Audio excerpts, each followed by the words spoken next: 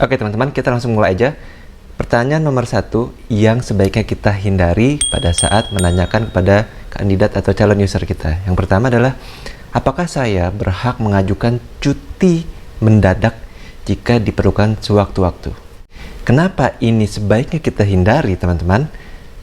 Karena ada dua hal yang perlu gue tekankan di sini. Yang pertama adalah ketika kita ingin menanyakan cuti yang ingin kita ajukan, itu sebaiknya kita ajukan kepada pihak HRD, karena setiap perusahaan sudah pasti memiliki regulasi terkait dengan hak kalian atau cuti yang memang sudah menjadi hak kalian masing-masing. Tapi ingat, dengan beberapa syarat ya, macam-macam. Ada yang setelah kalian lulus probation, ada yang setelah kalian menjalani sekian bulan, baru kalian bisa mendapatkan jatah cuti sekian hari, menghitung prorate misalnya, menghitung jumlah bulan atau jumlah waktu lamanya kalian bekerja di perusahaan tersebut.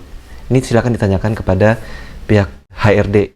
Kemudian yang kedua, kalau menurut gue ini akan beresiko sebagai user misalnya gue ya, beresiko untuk menimbulkan persepsi gitu. Maksudnya cuti mendadak ini apa? Apakah cuti yang memang kalian perlukan memang urgent, yang real ya, yang tidak dibuat-buat, atau cuti sewaktu-waktu kalian mau interview di tempat yang lain?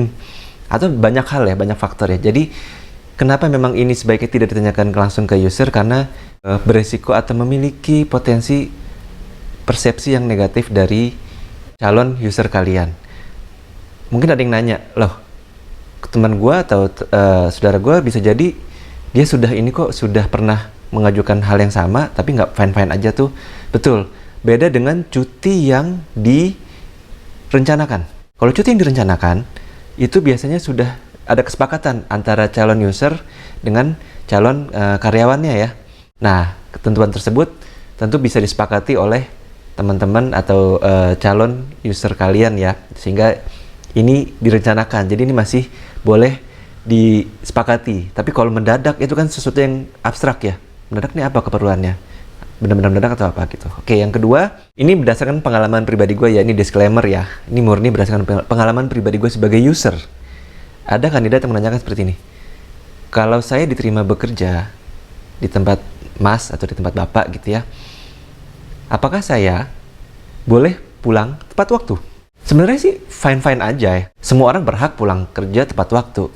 Tapi perlu diingat teman-teman, kalau kita sebagai kandidat atau karyawan yang membutuhkan pekerjaan, itu harus ingat dengan culture yang ada di perusahaan tersebut. Itu yang pertama. Kita nggak tahu nih nature atau culture pekerjaan tersebut di tempat tersebut, apakah memang bisa 9 to 5 misalnya, atau jangan-jangan jenis pekerjaannya nggak bisa dilakukan seperti itu. Bahkan mungkin di minggu-minggu tertentu misalnya kita harus lembur. Kenapa? Karena itu ada laporan akhir bulan, ada laporan mingguan, atau bahkan mungkin jenisnya laporan harian, dan itu harus diselesaikan saat itu juga gitu. Jadi sebaiknya kalau kalian mau menanyakan hal tersebut, kalau memang kalian sudah betul-betul diterima. Tapi kalau masih 50-50 antara diterima atau tidak, sebaiknya menurut gua ini dihindari.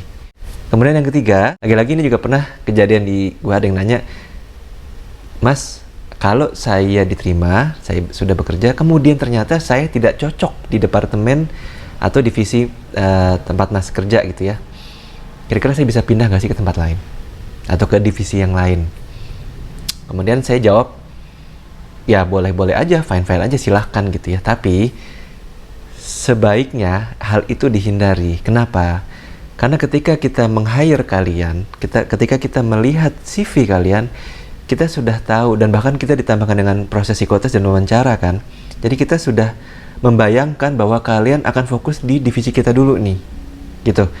Masalah nanti ternyata ada opportunity lain di divisi lain yang lebih butuh dengan skillnya kalian, itu masalah yang beda.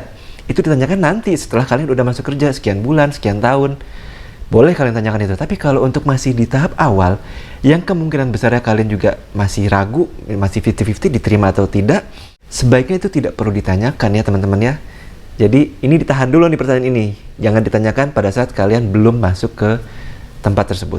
Yang keempat, ini juga perlu dihindari pertanyaan seperti ini. Kalau saya tidak achieve atau saya tidak menunjukkan performa yang bagus, apa yang akan terjadi dengan diri saya misalnya? Ya, ini juga menarik. Ada yang segitu pesimisnya dengan keahlian dia, dengan pengalaman dia dan lain-lain, sehingga keluarlah kalimat tersebut karena saking bingungnya mau nanya apa. Kenapa ini dihindari sebaiknya? Karena ini langsung jelas memunculkan persepsi negatif dari user kalian. Percayalah bahwa ini akan menjadi bumerang buat kalian. Kenapa? Karena user langsung melihat, ini orang pesimis banget. Ini orang kok tidak yakin sama dirinya sendiri ya. Ya sudah jelas, ketika kalian menanyakan ini, kalau kalian tidak perform, kalian tidak memenuhi ekspektasi sebuah tim atau sebuah perusahaan, maka sudah ada konsekuensi masing-masing. Ada yang dikasih SP dulu, ada yang mungkin dimutasi ke bagian lain, ada yang bahkan ekstrim tidak diperpanjang kontraknya. Ini nggak perlu ditanyain, udah pasti ada resiko tertentu yang harus kalian jalani kalau kita tidak bisa menunjukkan performa yang baik.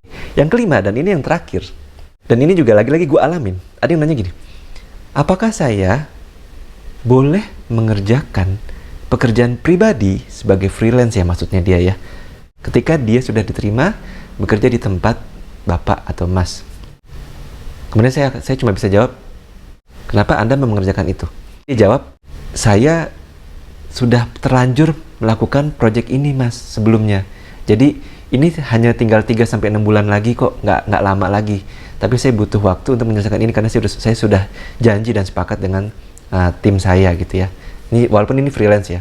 Akhirnya gue jawab, silahkan mau mengerjakan itu atau mau tetap freelance, tapi dengan 2 syarat. Gue bilang, yang pertama adalah tidak mengerjakan pekerjaan tersebut di kantor. Dan yang kedua, otomatis tidak mengerjakan pekerjaan tersebut di jam kantor. Dan ketika dia masuk, gue tambahin lagi satu lagi. Boleh mengerjain itu kalau tidak mengganggu pekerjaan utama lo. Jadi, boleh-boleh aja sebetulnya kalian menanyakan hal tersebut, tapi ingat ada resiko tertentu. Tidak semua user bisa menerima hal tersebut loh. Kalau gue terus terang, daripada lo sembunyi-sembunyi, mendingan lo terbuka sama gue. Nggak apa-apa, buat gue pertanyaan seperti itu nggak masalah. Tapi ternyata gue tanya ke teman-teman gue yang juga sebagai user, mereka bilang, gue sebaiknya nggak terima orang kayak gitu. Kenapa? Karena resikonya panjang nih. Bisa jadi dia nanti nggak fokus sama pekerjaannya, bisa jadi dia nanti akhirnya terbengkalai mengerjakan pekerjaan utamanya dan lain-lain. Begitu teman-teman, kurang lebih ya. Balik lagi, ini semua berdasarkan pengalaman pribadi gue sebagai user. Boleh kalian pertimbangkan mana pertanyaan yang kira-kira kalian memang harus tanyakan, dan mana yang kira-kira kalian merasa iya memang betul sih, ada betulnya kalau itu tidak ditanyakan kepada user. Nah, pertanyaannya sekarang, pertanyaan apa justru yang harus kita ajukan kepada user? Nah, kalian tunggu vlog-vlog gue yang berikutnya. Mudah-mudahan gue bisa membahas masalah atau pertanyaan yang bisa kalian ajukan kepada user yang justru akan menambah value kalian di mata user. Oke? Terima kasih teman-teman. Jangan lupa like, share jika dirasa video ini bermanfaat untuk kalian, dan subscribe YouTube channel ini. Thank you. Wassalamualaikum warahmatullahi wabarakatuh.